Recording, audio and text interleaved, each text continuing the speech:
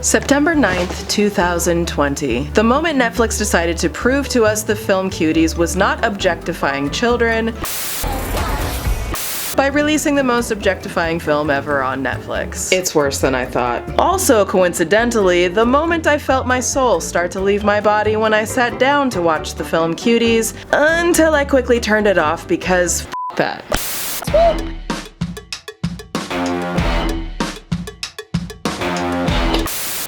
So pretty much everyone at this point has heard about #cancel Netflix, which was trending on Twitter, because Netflix released a film called Cuties that basically zillions of people found terribly offensive because of the objectification of 11-year-olds. Well, it's like technically 11 to 14-year-olds, but you know, who's counting? Now, if you have absolutely no idea what I'm talking about, then congratulations. You've either officially fallen off the final corner of the internet, or you're just not on Twitter. Which, if you think about it, is quite an accomplishment, so well done. Although actually, now that I think about it, you probably should be on Twitter so that you can follow me, because I share all kinds of deep and profound thoughts. So go ahead and follow me. You know you want to. Okay, back to the point. Okay, let's just start with a quick synopsis of the film, and just a note, in order to be able to talk about this on the platform without getting, like, you know, struck down, I'm probably gonna have to either censor some of the words that I say, so maybe instead of saying, I'll say like Freddo, and maybe when I'm talking about the mistreatment of kids, I'll say Minnie. I don't... Okay, back to that quick synopsis. So, Cuties is about an 11-year-old immigrant girl named Ami who is living in an impoverished Paris suburb with her observant Muslim family. Now, she becomes fascinated with a clique of rebellious young girls at her middle school who choreograph dance routines and wear crop tops, and they practice twerking and giggling about boys and adult-related things. So, like, it starts off like this very typical coming-of-age plotline, right? But, you know, ironically, the film doesn't actually resolve any of these issues or questions that it seems to raise. Like, there's actually nothing in the film that resolves any of the questions that are brought up about religion. It doesn't even make commentary about the continual hypersexualization of black girls. So the first round of controversy actually happened before Netflix ever released the film, and that was over the film poster that they put out ahead of time. Now, the original poster in France looked like this. It just looks like a bunch of carefree young girls having a good time. They went shopping. But Netflix decided to revise and update the poster. Here's what Netflix decided to post instead. Yeah. Spot the difference? For reasons that seem to be lost on basically anyone with any damn sense, Netflix decided to change the original poster on the left to the newly done poster on the right. So that's cool. Did anyone see this as a problem? Becky? Okay, Thomas, I'm talking to you. Jonathan, you knew better. You didn't say anything, did you?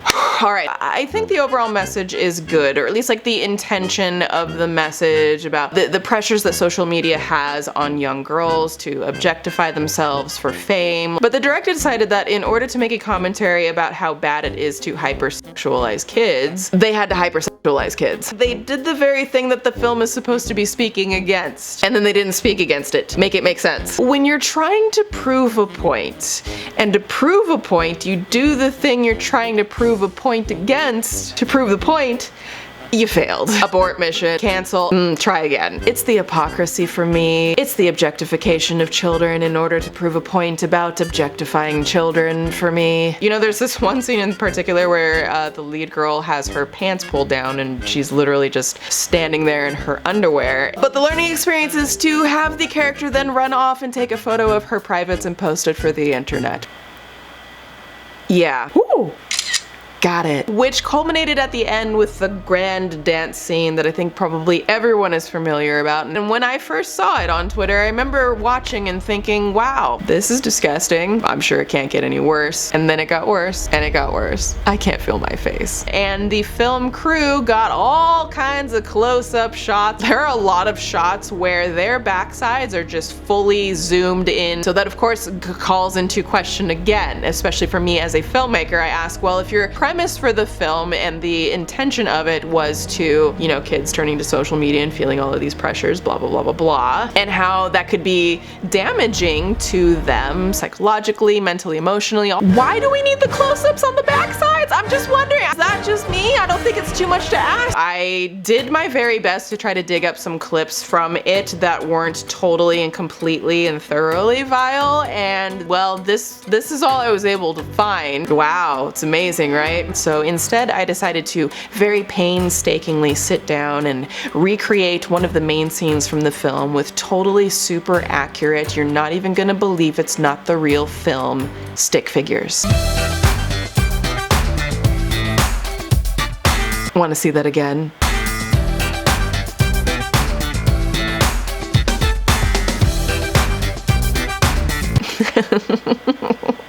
You're welcome. Let's continue. Now, I don't know exactly why they decided to go with this poster, other than to guess that it's probably the most simple and easy explanation, which is money. Let's make lots of money. Money is divine. See, we can't forget that while Netflix is a streaming service, they're really only truly one thing: a business. And you, my friends, are the product. Your subscriptions, your clicks, your views, and most importantly, your data is the very product that Netflix is mining from you and then selling back to you for the very low reasonable price of $12.99. You took all of my money. Oh, why, oh, why? And they did this because they know what we all know. Sex sells.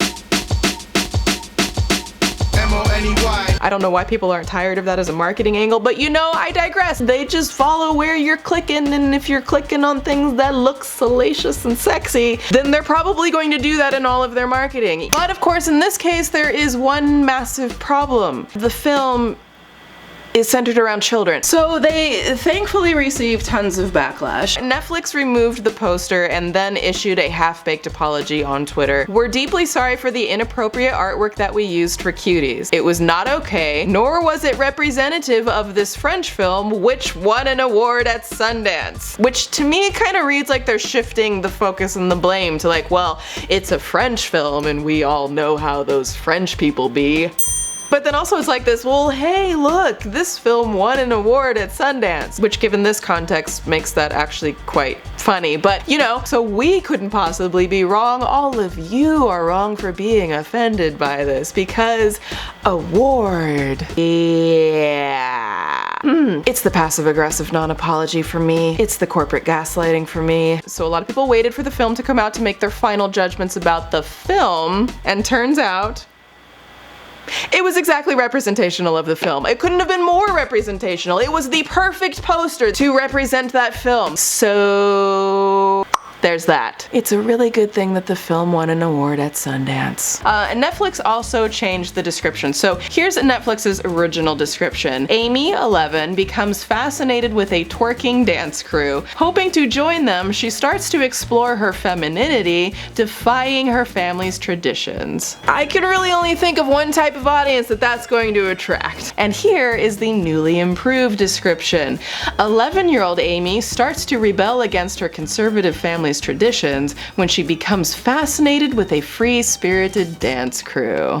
I haven't heard anyone else talk about this, but when I look at both of these synopsises, to me they immediately paint these parents out to sound like they're some kind of villains, like there's inherently something wrong with her traditional family. And like, who doesn't want to live a carefree, free-spirited life, making up her own rules as she goes, right? Because I in no way feel comfortable showing any of the clips of the really graphic stuff, because in my opinion that would just be contributing to the objectification. I instead found some clips of some grown-ass women fully able to consent doing some very similar kind of dance moves, but like that's just it. So like these grown women are perfectly capable of deciding whether or not they want to do this, and they have the mental maturity to be able to handle whatever mental emotional effects that may or may not have on them. But these kids, not so much, because basically these girls cannot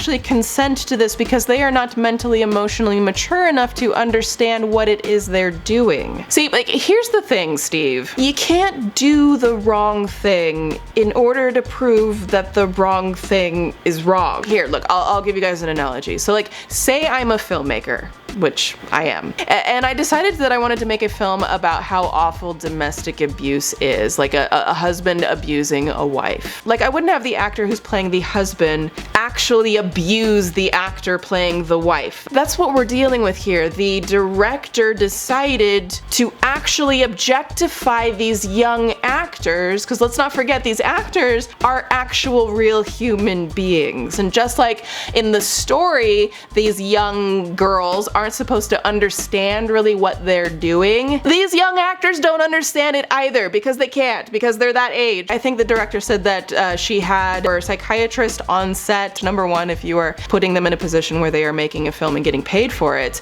and they have to like have therapy afterwards, ongoing, you may have up. I'm just saying their brains are still not developed enough to understand what it is you are saying. They are still children. Like, these kids will have to live with this and what they were put through and the backlash generated from this for the rest of their lives. But you know, I wonder, like, what are the psychological implications there? Like, what effect will them being stars on Netflix for like twerking and gyrating and touching themselves, like at the instruction of adults for the entertainment of adults and being paid by adults to do this, what could that actually do to them mentally and emotionally? It's like as if to say that because they were cast as hired actors and getting a paycheck for this, that somehow they're immune to the effects that hyper objectifying them might have on them. Because let me remind you, if I didn't say it before, that this film was actually rated TV MA, meaning that this is not suitable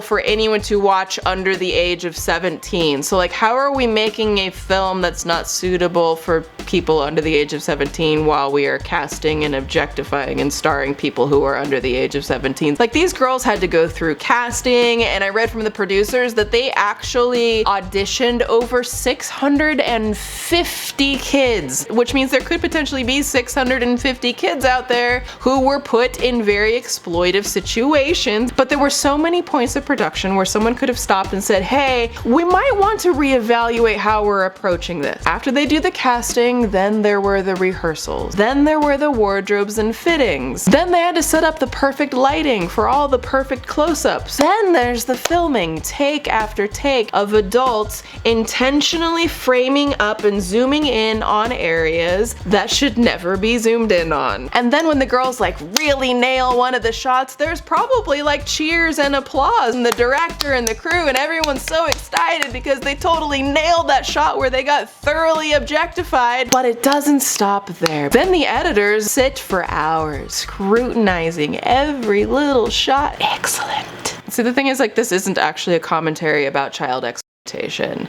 This is child exploitation. It's not political, it's just wrong. So now there's this bigger legal question, and the question is pretty simple. Is this a crime? While like morally and ethically it very clearly crosses a lot of lines when it comes to the mistreatment of children and the distribution of all of this, but whether or not that's crossing a legal line is being heavily debated right now. And so like I'm curious, like, where do you guys sit on this? Like, do you think that laws were broken? Do you think that it should be taken down? So after all of the backlash, from what I can tell, Netflix don't give a shit. They ain't apologizing for nothing. They're not gonna take anything down. Do I think this will be the end of these types of films being made? No. Maybe instead of standing problematic behavior, problematic influencers, problematic films like this, and therefore giving it a platform to be problematic on, maybe we could just like, you know, not do that. But hey, what do I know? I'm just a girl on the internet.